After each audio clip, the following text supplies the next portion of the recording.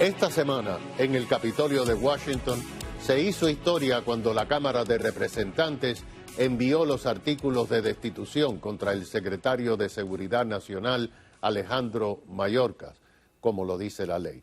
Estos fueron entregados al Senado, que por supuesto se sabía iba a rechazar y lo ha rechazado esta destitución.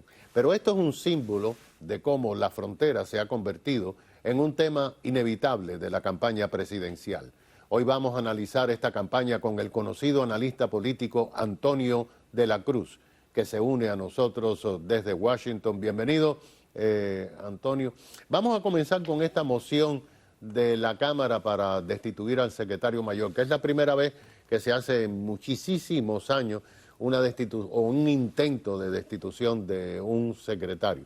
Por supuesto, sabíamos que el Senado lo iba a rechazar, pero en su opinión, ¿esto no echa más leña al fuego al tema de la frontera como parte de la campaña presidencial? Totalmente, es una declaración política fuerte contra la administración Biden y sus políticas, enfocadas especialmente a la gestión de la frontera. Se sabía que no iba a pasar en el Senado, pero moviliza la base electoral para precisamente rechazar las políticas que Biden, la administración, ha tomado con respecto a la migración.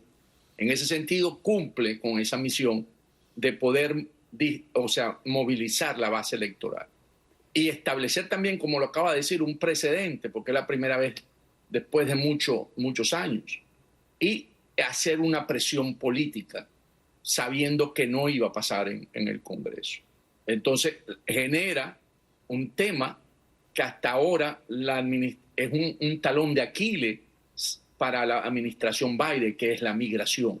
Como ellos han rechazado las políticas de control de fronteras que venía haciendo el presidente Trump, cuando decía que tenían que permanecer en México, que era una de las políticas. También la parte del muro.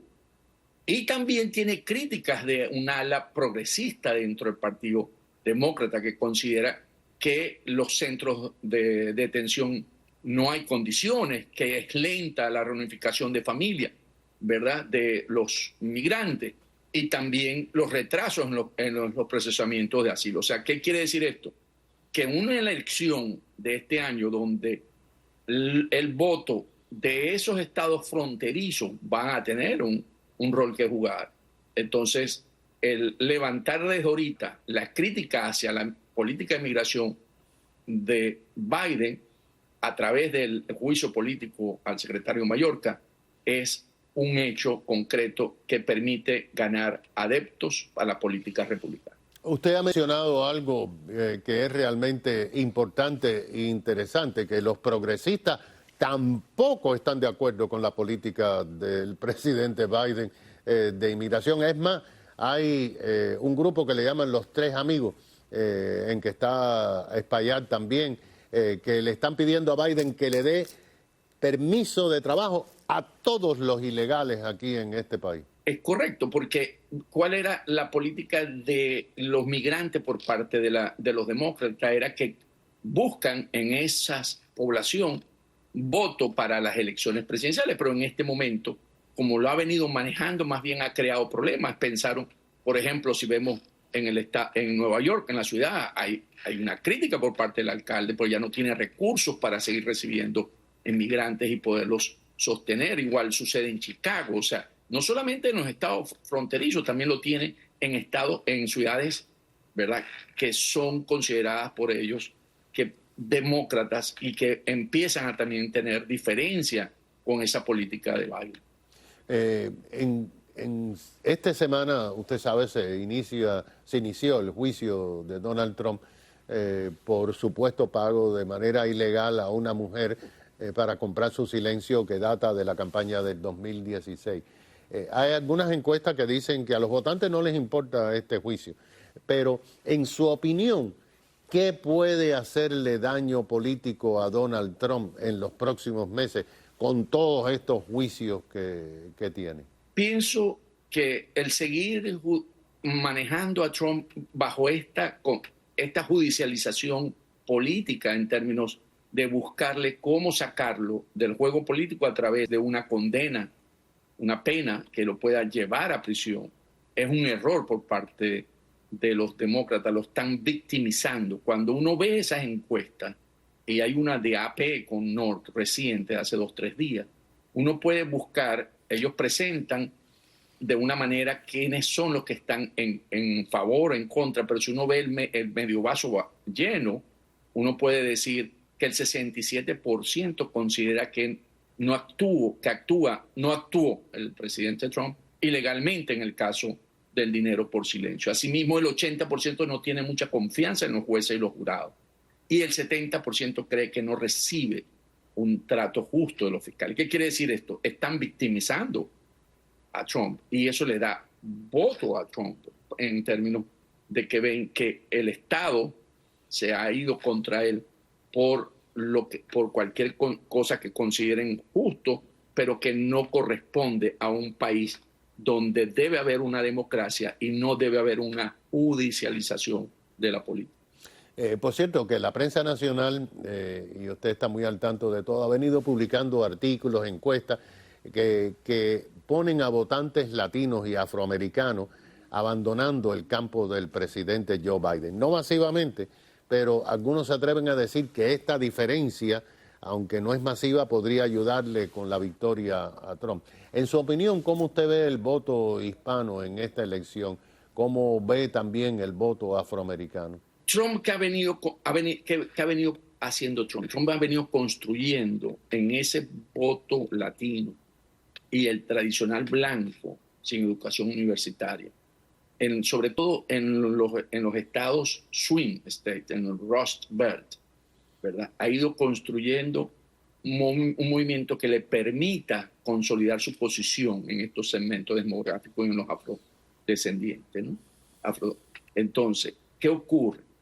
Que en esa estrategia de Trump, básicamente ha ido consiguiendo incrementar por lo que hemos venido conversando sobre la migración, la economía, como la parte de la salud, como Trump venía con un programa y ha venido ejecutando su gobierno anteriormente que favorecía estos sectores y hoy están acercándose cada vez más al Partido Republicano.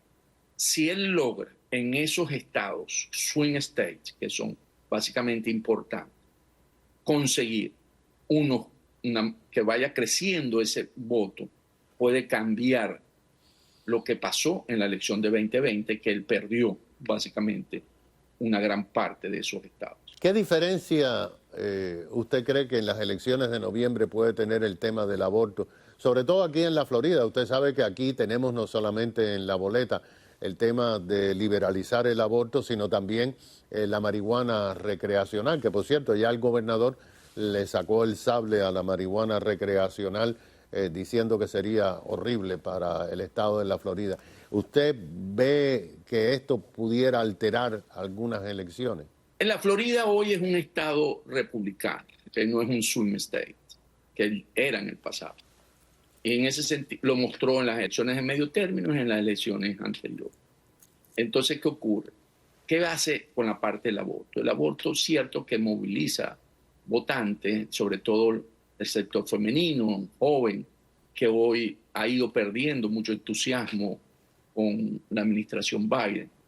Y creo que la manera como lo ha venido manejando Trump, que es una decisión de la gente, lo hacía en cada estado, que la Corte determinó que no era federal, pero que cada estado tomaba la decisión que correspondía, y en la Florida el gobernador DeSantis ha venido teniendo una posición importante pro vida, ¿verdad? Y contra la marihuana recreativa, y él tiene un liderazgo, lo demostró en su reelección de gobernador. Yo pienso que no va a tener el impacto que hoy andan buscando los demócratas para ver si pueden hacer lo que le funcionó, sobre todo el aborto, en las elecciones de medio término del 22, ¿verdad? Donde se preveía que iba a haber una marea roja, y precisamente en los estados donde se llevó el plebiscito para aprobar o no el aborto, arrastró mucho voto que inmediatamente también favoreció a los candidatos demócratas. Yo creo que en esta oportunidad ese efecto va a ser menor. Antonio, muchísimas gracias. Es Antonio de la Cruz, analista político que se ha unido a nosotros desde Washington. Enseguida regresamos. Muchas gracias.